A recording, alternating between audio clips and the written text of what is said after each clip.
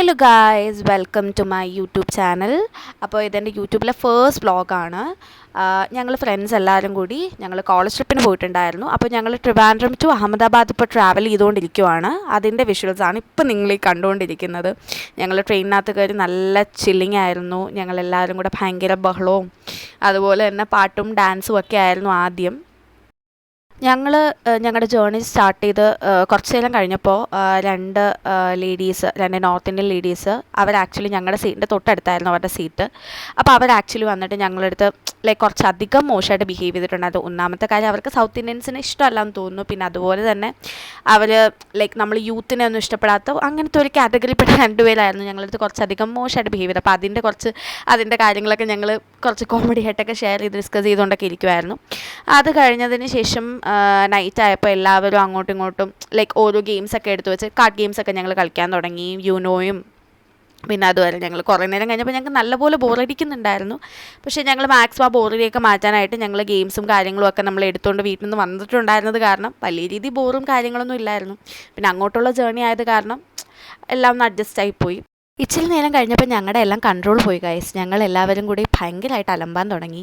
പാസഞ്ചേഴ്സിന് വരെ കുറേ പാസഞ്ചേഴ്സൊക്കെ ഞങ്ങളുടെ കൂടെ ഭയങ്കരമായിട്ട് കോപ്പറേറ്റ് ചെയ്തു. വയസ്സായവർ വരെ ഞങ്ങളുടെ കൂടെ വന്ന് ഡാൻസൊക്കെ കളിക്കുന്നുണ്ടായിരുന്നു. അത് കുറച്ചൊന്നും വിഷ്വൽസ് ഇതിനകത്ത് കിട്ടിയിട്ടില്ല. മാക്സിമം ഞാൻ പറ്റുന്ന പോലെയൊക്കെ എടുക്കാനൊക്കെ ശ്രമിച്ചിട്ടുണ്ട്. കുറച്ചൊക്കെ എൻ്റെ ഫ്രണ്ട്സിൻ്റെ ഫുട്ടേജാണ്. ഇത് ഞാൻ ഒരിക്കലും എക്സ്പെക്റ്റ് ചെയ്യാത്തൊരു കാര്യമായിരുന്നു. ഞങ്ങൾ 6th ട്രെയിൻ കയറിയിട്ടുണ്ടായിരുന്നു. 7th ആക്ച്വലി എൻ്റെ ബർത്ത്ഡേ ആയിരുന്നു. 7th മോർണിംഗ് ഒക്കെ നോർമലി ഒന്നോ രണ്ടോ പേരൊക്കെ വിഷ് ചെയ്തു. ഞാൻ ബാക്കിയുള്ളവരൊക്കെ മറന്നുപോയി, ഞാനാരെയും ഓർപ്പിച്ചുമില്ല. പക്ഷേ നൈറ്റ് ആയപ്പോൾ ഒരു സ്റ്റേഷനിൽ എത്തിയ ടൈമിലായപ്പോൾ ഇവരെല്ലാം പോയി 2 കേക്ക് മേടിച്ചുകൊണ്ട് വന്നു. എൻ്റെ ബർത്ത്ഡേ എല്ലാവരും കൂടെ എനിക്ക് ഭയങ്കര വലിയൊരു ഷോക്കായിപ്പോയി ഗൈസ്. സർപ്രൈസിനെക്കാട്ടിയും ഭയങ്കര ഷോക്കായിപ്പോയി. എല്ലാവരും ഇത് ഓർത്ത് വെച്ച് ഇങ്ങനെയൊക്കെ സർപ്രൈസ് ചെയ്യുമെന്ന് ഞാൻ വിചാരിച്ചില്ല. അത് ഭയങ്കര അടിപൊളിയായിരുന്നു ഗൈസ്. ഞാൻ ആദ്യമായിട്ടാണ് എൻ്റെ ഒരു ബർത്ത്ഡേ ഇങ്ങനെ ഞാൻ സെലിബ്രേറ്റ് ചെയ്യുന്നത് എൻ്റെ ഫ്രണ്ട്സിൻ്റെ കൂടെ. നൈറ്റായപ്പോൾ എല്ലാവരും കിടന്നുറങ്ങി.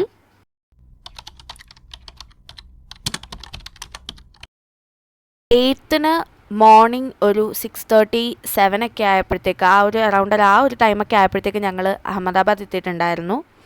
അവിടെ നിന്ന് സ്റ്റേഷനിൽ നിന്ന് ആക്ച്വലി ഞങ്ങളുടെ ടൂർ ഗൈഡ് ഞങ്ങളെ വന്ന് വിളിച്ചുകൊണ്ട് വന്നു. പിന്നെ അവിടെ നിന്ന് ഞങ്ങളുടെ ബസ് പുറത്ത് വെയിറ്റ് ചെയ്യുന്നുണ്ടായിരുന്നു. അപ്പോൾ അവിടെ നിന്ന് ഞങ്ങൾ ബസ്സിൽ കയറി നമ്മുടെ നിയർ ബൈ ആയിട്ട് ഞങ്ങളുടെ റൂംസ് ബുക്ക് ചെയ്തിട്ടുള്ള ഹോട്ടൽസിലോട്ട് ഞങ്ങൾ പോയിട്ടുണ്ടായിരുന്നു.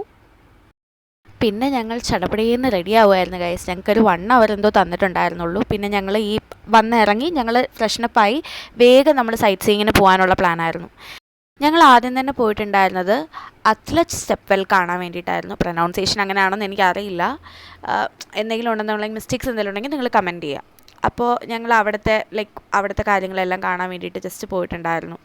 അവിടുത്തെ സ്ട്രക്ചറും കാര്യങ്ങളൊക്കെ ഭയങ്കര അടിപൊളിയാണ് ഗൈസ്. നിങ്ങൾ ഒരു വട്ടമെങ്കിലും ലൈഫിൽ വിസിറ്റ് ചെയ്യേണ്ട ഒരു സ്ഥലമാണ് അത്ലറ്റ് സ്റ്റെപ്പ് വെൽ. ഭയങ്കര നൈസാണ് ഗൈസ്. അവിടുത്തെ ആർക്കിടെക്ചർ ആണെങ്കിലും അവിടുത്തെ ഒരു അറ്റ്മോസ്ഫിയർ ആണെങ്കിലും ഒക്കെ ഭയങ്കര നൈസായിരുന്നു. ഞങ്ങൾ ഒരുപാട് നേരം അവിടെ സ്പെൻഡ് ചെയ്തിട്ടുണ്ടായിരുന്നു.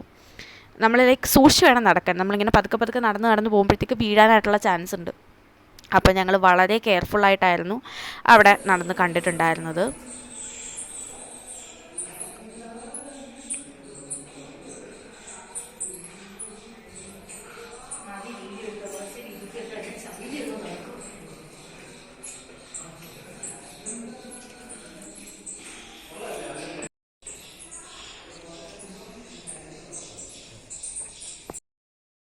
കുറച്ച് നേരം അവിടുത്തെ സറൗണ്ടിങ്സ് ഒക്കെ ജസ്റ്റ് ഒന്ന് എൻജോയ് ചെയ്ത് കണ്ടതിന് ശേഷം ഞങ്ങൾ സൈഡിൽ കൂടി എല്ലാവരും അവരവരുടെ ഫോട്ടോസ് എടുക്കാനും വീഡിയോസ് എടുക്കാനും ഒക്കെ തുടങ്ങിയിട്ടുണ്ടായിരുന്നു.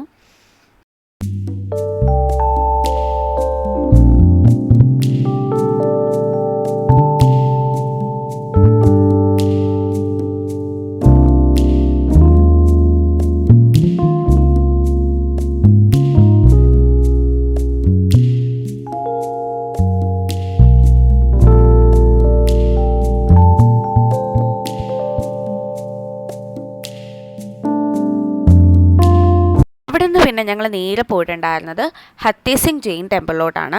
ഈ ടെമ്പിളിനെ പറ്റി പറയുകയാണെങ്കിൽ 1848 കൺസ്ട്രക്ട് ചെയ്തൊരു ടെമ്പിളാണിത്. ഇത് ആ ടൈമിൽ ബിൽഡ് ചെയ്തത് ആ ടൈമിലുണ്ടായിരുന്ന റിച്ച് ആയിട്ടുള്ളൊരു ബിസിനസ്മാൻ ആയിട്ടുള്ള ഹത്തി സിംഗ് കേസാരി സിംഗ് എന്ന് പറയുന്ന ഒരാളാണ്. പുള്ളിക്കാരൻ ഇതിൻ്റെ കൺസ്ട്രക്ഷൻ വർക്ക് സ്റ്റാർട്ട് ചെയ്ത് ഇടയ്ക്ക് വെച്ച് മരണപ്പെടുകയുണ്ടായി. പിന്നെ അതിനുശേഷം പുള്ളിക്കാരൻ്റെ വൈഫ് ഹർകുൻവാറാണ് പിന്നെ ഈ ഒരു ബിൽഡിങ് പിന്നെ ബാക്കി കൺസ്ട്രക്ഷൻ കാര്യങ്ങളൊക്കെ പൂർത്തിയാക്കിയത്. ഇതിൻ്റെ കൺസ്ട്രക്ഷൻ്റെ ബാക്കിൽ വേറൊരു സ്റ്റോറിയും കൂടെ ഉണ്ട്. ഇത് ആക്ച്വലി കൺസ്ട്രക്ട് ചെയ്തത് ആ ടൈമിൽ ഭയങ്കരമായിട്ടുള്ള ദാരിദ്ര്യവും കാര്യങ്ങളൊക്കെ ഉണ്ടായിരുന്നു. അപ്പോൾ അതൊക്കെ ഒഴിവാക്കാനായിട്ട് അവിടെയുള്ള ആൾക്കാർക്കൊരു എംപ്ലോയ്മെൻറ്റ് എന്നുള്ള രീതിയിലാണ് ഇതിൻ്റെ കൺസ്ട്രക്ഷൻ സ്റ്റാർട്ട് ചെയ്തതെന്നുള്ളൊരു വേറൊരു രീതിയിലുള്ളൊരു സ്റ്റോറി ഇതിൻ്റെ ബിഹൈൻഡായിട്ടുണ്ട്. ഇവിടെ നിന്ന് നേരെ ഞങ്ങൾ സബർമതി ആശ്രമത്തിലോട്ടാണ് പോയത്.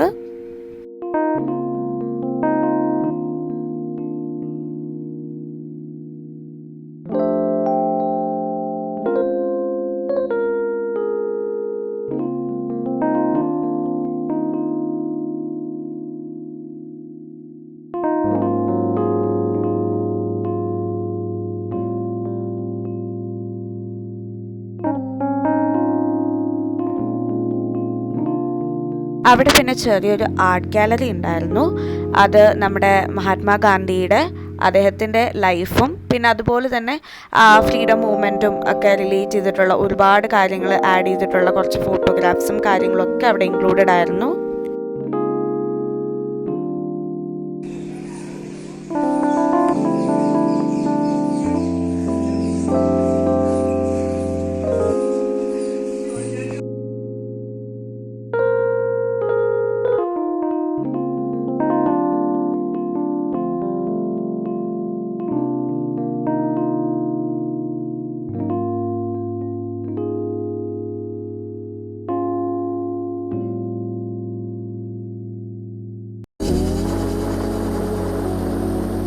ഗൗരി, ആ വീഡിയോ മീൻ ചെയ്യുന്ന എന്താണെന്ന് നീ ഒന്ന് പറഞ്ഞതാ.